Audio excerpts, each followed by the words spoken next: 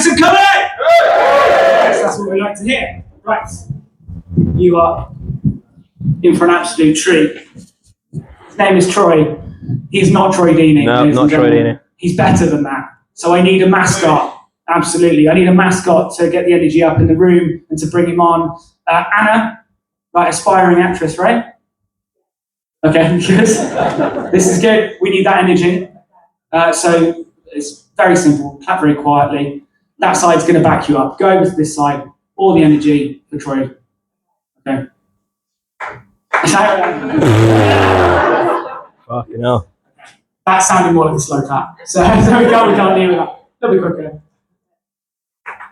Okay, lovely. Over this side. More than that. Over to this side.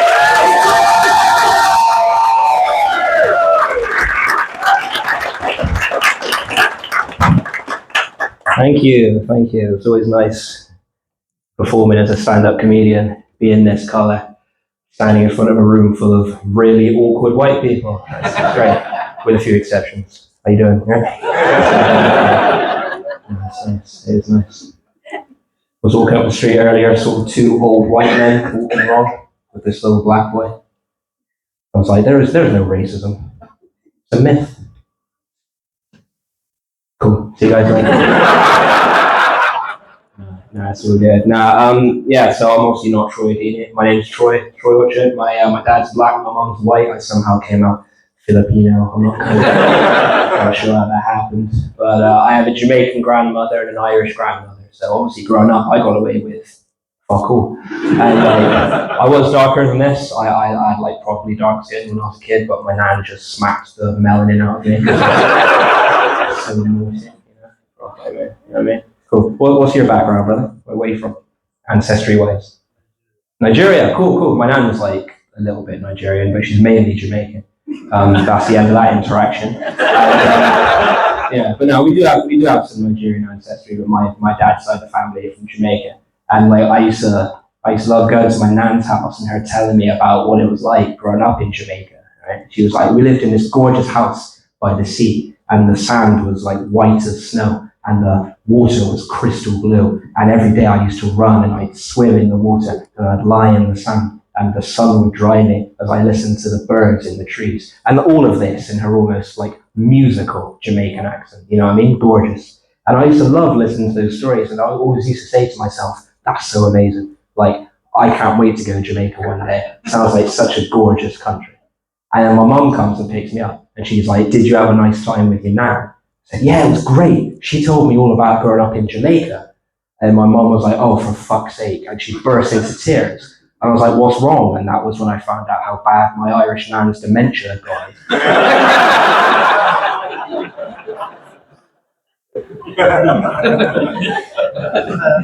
3 minutes in, that's a new record. That you guys know how little of a fuck I give. But no, it was kind of fun growing up with a bit of colour in your skin. I went to a predominantly white school. All my friends were white, which wasn't bad, but it did lead to some very awkward conversations, because they would always ask me if something was racist before they then did it.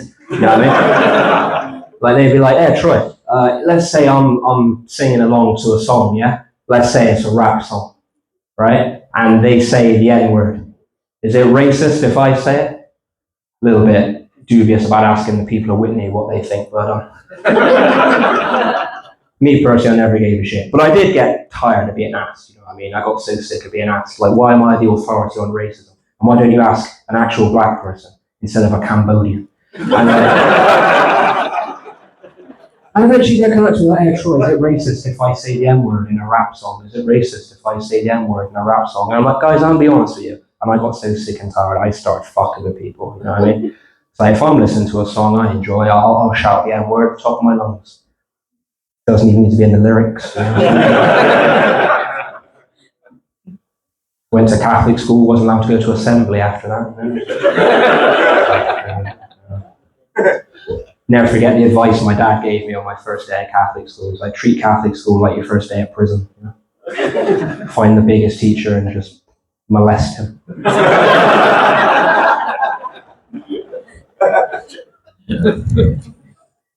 My parents were really supportive of me though as a child. They were like, whatever you set your mind to, you can accomplish. Like, the sky's the limit, just believe in yourself. I was like, thanks mum, thanks dad. I will molest that teacher. You know what I'm saying? I have a younger sister. She's got some pretty bad health concerns. Last year she was diagnosed with multiple sclerosis. And I was like, are you sure? You have always been quite lazy.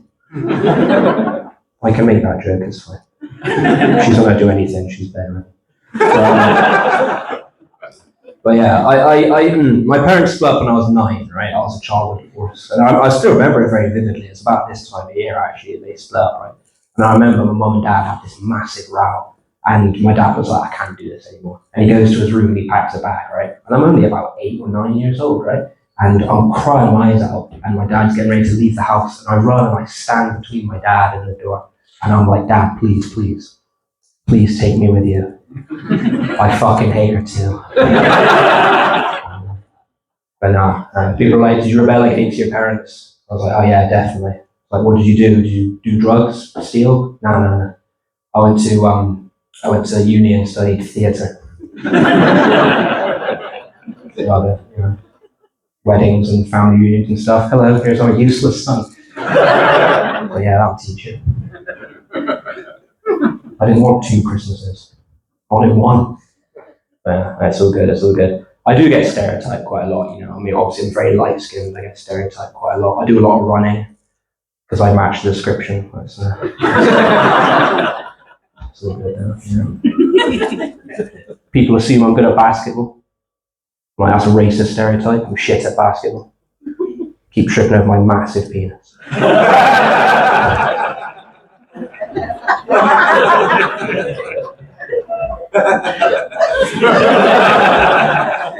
Yes. People are getting really brazen with that, you know what I mean? I don't want to fulfill another stereotype, but yeah, fuck it. I fuck a lot of white women. And my mate's always saying to me, he's like, Troy, like, these women that are like approaching you and obviously like just want to sleep with you, do you not feel fetishized or anything? Like, does it not make you're not offended by it? No. Doesn't bother me at all. She's probably built up some kind of mental image of me from, I don't know, the media. Maybe she's trying to get back at her racist dad. Either way, I'm never calling her again. This is fun, I'm having a great time.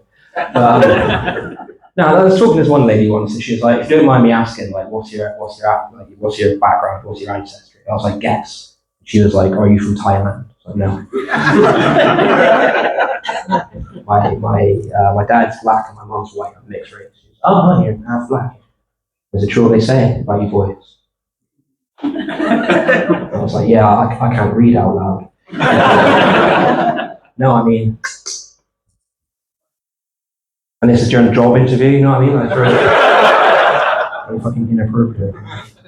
Yeah, got the job, just got me all way. Yeah, that concludes the racial portion. Thank you for sticking with me.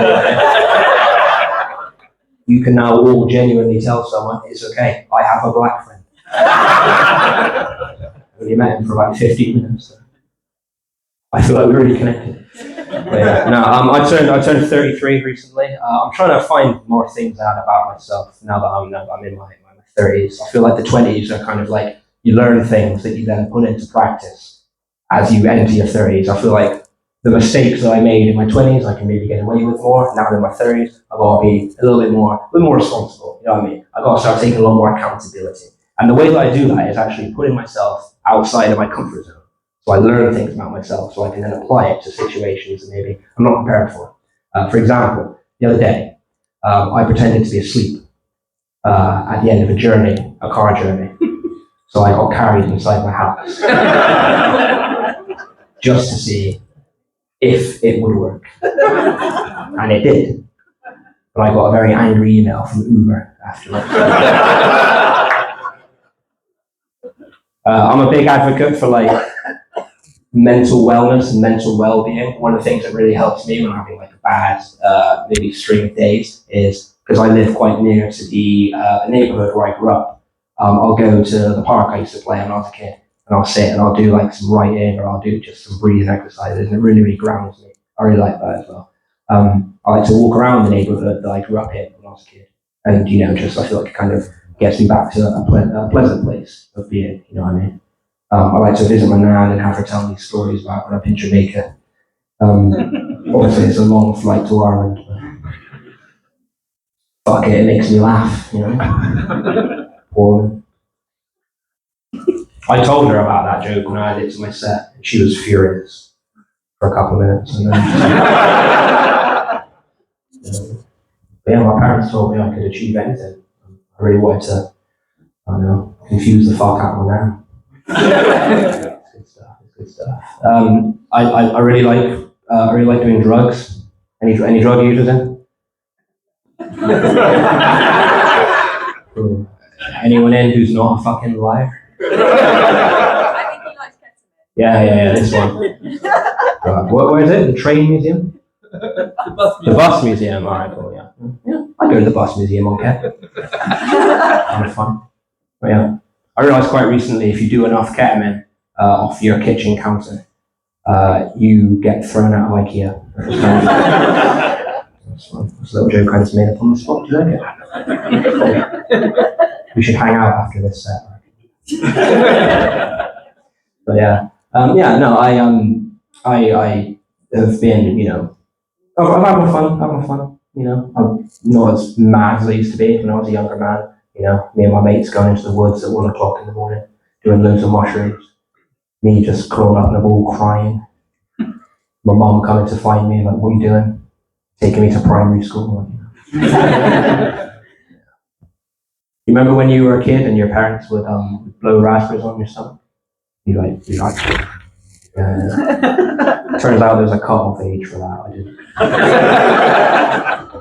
And they're laughing hysterically. I'm like, stop it! I gotta get to work. Good stuff. Very good. Yeah. But yeah, put myself in situations where I can learn things about myself. Big advocate for post-nut clarity. We've established you guys are liars, so I'm going to have to explain to you what that is. But it's like basically when you orgasm, you reach this kind of like higher level of perceptiveness and mental clarity. It's like people always like, if there's a really difficult decision on your horizon, just crack one out and you'll become like the smartest version of yourself for like 20 minutes. Right? Okay? There's a couple of Saturdays ago and I was drunk off my ass and I was like, I think I want to fuck my ex. And I'm scrolling through my phone and I'm like, should I do this? Should I do this? I don't know. It's a pretty messy breakup. Like, we're still friendly, but if we get back together, even for one night, it's just going to bring all those old feelings back to the surface. You know what I mean? I was like, I'll tell you what I'll do. I'll quit wanking. And I did. And then post-nut clarity hit me. It was like, don't be stupid, Troy. Don't fuck your ex. Obviously, fuck your ex's sister. So I did. Lasted for ages as well because I just had a wank. But yeah, no, I am about the post-nut clarity. The other day I was like, I don't know, should I be saving more money? Should I have a holiday? Do I deserve a treat? I had a wanking. Then I got banned from Sainsbury's. This is all true, by the way. I feel like I've connected well with you, so I can tell you the truth. Myself, no. But no, I obviously I do tell some pretty fucked up jokes, but I am genuinely like a mental health advocate. I feel very strongly that men should be open about their mental health experiences based on my own experiences with depression and anxiety. And I was house sharing with some other comedians, and spoiler alert, they're all depressed. And I was like, lads, we're going to live together in this house. Let's make this a place where there's no stigma towards men's mental health. And even if you need a chat at 2 o'clock in the morning, I don't care. Just come find me. We'll be sound. They're like, yes, Troy. Well said. And I was like, cool. And also remember, the key to living with depression is finding the joy in even the smallest thing. And like, cheers, thank you, Troy. And we went to our rooms and I had a wank. And we came back for dinner and I was like, I forgot to say, because it is obviously a very real problem. And I've been affected by myself personally. If I come in one day and I find that one of you lads has done something very, very serious, you have my word as a man. I will take you by the hand. And I will put it down the front of your trousers. Then I will call an ambulance. And that will be me finding the joy in the small things. everyone thinking you died of a strangle wank. What a great line to end on. Guys, I'm Troy Watcher. Thank you very much. Back to that tonight.